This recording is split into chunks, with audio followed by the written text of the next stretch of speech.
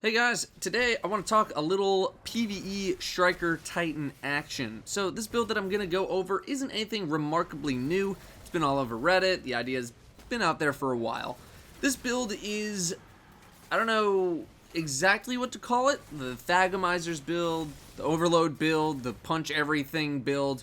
But whatever you want to call it, it focuses on using Thagomizers, Monte Carlo, and any other assortment of melee-based perks in order to punch and smash your way through everything. So first, the subclass build. Your grenade is going to be flashbang for obvious reasons. It's great crowd control. Titan skating is a big part of the build, so that's going to be increased control on your movement. Your Fist of Havoc mod can be whatever you want. I like Shockwave for the reach. Your melee is going to be Overload. You already have Amplify for the bonus super energy, so getting Overload means you have a chance to just get back your melee attack to punch again, which is great for chaining attacks. Your stats can be whatever you want. We're going to be taking Transfusion here for the constant health regeneration on Stormfist kills, and I actually take Juggernaut here as a way to close the gap without getting completely destroyed by the enemy. Our loadout is going to be Monte Carlo and then weapons with perks that get us ability energy back. That means we're looking for Army of One. The Raid Fusion Rifle gets us basically double Army of One on a kill, which makes it an awesome perk. The heavy weapon can be Army of One as well. It's likely going to be Machine Gun. Armor, obviously Thagomizers are on, then any armor that promotes getting back melee or grenade energy, and I'd honestly lean more towards grenade energy. You're also going to be speccing for Discipline Strength to maximize your ability usage. I would say Tier 5 Discipline is a must because you're going to be using your Flashbang to initiate. Strength is important, but Monte Carlo and Overload are going to do a lot of the heavy lifting. So the main point of the build is to punch things to death to get massive super energy gains, then Fist of Havoc, produce a lot of orbs killing a lot of things, and then repeat.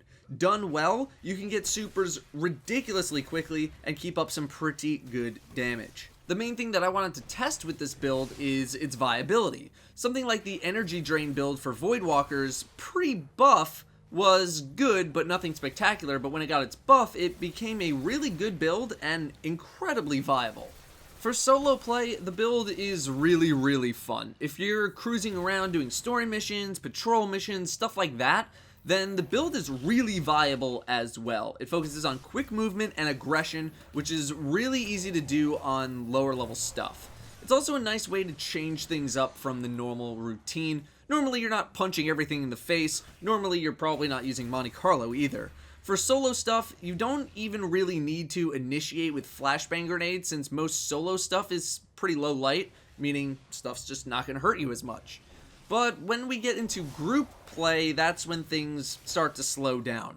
I did a bunch of strikes with this build in the heroic playlist, and this particular week's modifiers were like small arms, solar burn, and something else. Now, typically when there's a burn in play, you need to play somewhat careful depending on the strike. When said burn is not the same as your subclass, that's even worse. Trying to play this build in something like Solar Burn Specialist Exposure modifiers is basically a waste of time if you want to get stuff done, because you have to play it so aggressively that you're going to put yourself in what is essentially unnecessary danger for not that much payout. I imagine with stuff like Arc Burn, Brawler, even Catapult, the build will work a lot better, but even still, you need to look out for those potential tough spots. Not to mention that some strikes are just not melee friendly at higher difficulties. Fallen Saber, for example, not exactly that melee friendly for the Nightfall, which didn't have any burn modifiers the week of this video. Things are gonna hurt pretty bad up close. Transfusion from getting a kill only starts regeneration, meaning you can get tapped by any amount of damage and you'll stop regenerating. So stuff hurts a lot more, and stuff is harder to kill. If you don't plan your punches properly, then you'll just end up wasting a melee charge on something that doesn't die. Majors also become a big problem if you don't have your super up. Most of the time you should just skip majors until you get one, then blow it up. Saving your super, unfortunately, is very bad for this build though. You should be using it as much as possible. Every punch that you get that results in a kill is essentially wasted super energy. On top of all of that, it's just more efficient for your team to shoot stuff. During a 320 light run of Sepix Perfected, which is one of the better strikes for this build, it works pretty well there, I had to tell my teammates to kind of take it easy so that I could actually get some use out of the build and show it off. Most teams are not going to slow down for the sake of slowing down. Finally, this build is just not very good for killing bosses at all. Fist of Havoc puts you in danger of a stomp from any boss for the most part, and a lot of bosses involve quite a good amount of hiding and defensive play, so unless you're all on the same page, it's just more unnecessary danger. If you wanted to be the person who just kills ads the entire time while the others focus on the boss, that's not too bad of an idea. Of course, we need to test this build out in the raid as well, and it's unfortunately nothing remarkable there either. On Vosik, it actually worked out okay. There are lots of ads to kill, and most of them are pretty weak. One huge benefit of this build is that since you're killing a lot of stuff with melee, you're not going to spawn those giant seeker orbs from the Fallen when you normally would headshot kill them. That is a big plus in my book considering how annoying they are. But again, this is a highly aggressive build with a lot of risk of dying without too much of a reward. It's a lot safer to just hang out in the back and be able to cover each other than it is to be in the fray. It's not as fun to do that, but I don't exactly want to say to my raid team that I died because I'm playing a build that requires me to be super aggressive with the ads and that I got overrun. And again, your super is good for killing captains and not too much else. On the siege engine, yeah, you don't really want to be in the fray on that encounter too much, not with all the ships flying around, two-shotting you. Not really worth it. On Axis Phase 1, you would think that it would work out pretty well, but generally speaking, you want to save your smash for the captain. Not saving it is pretty dumb.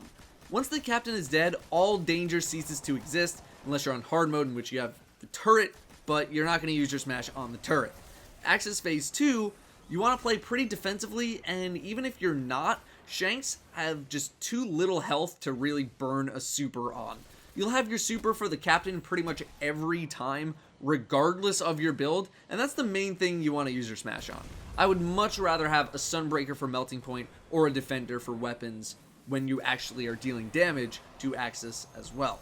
So, those are my thoughts on that build, the Overload build. In solo play, really fun to use, highly recommend it there, but that is where my recommendations start to kind of wane away. In group play, it's tough to get really good use out of it since your teammates are also killing stuff, and higher level content doesn't really allow for that kind of aggression without pretty stellar play. Even if you're doing well, the payout isn't as high as it maybe should be. You'll generate a lot of orbs with good super usage, which helps your team, but on an individual performance level, it just doesn't seem worth the hassle for most players. Doesn't mean it's not fun, but it can be frustrating sometimes to try to make it work. If you enjoyed this video, a positive rating would be very much appreciated. Thank you all very much for watching, and I'll see you next time.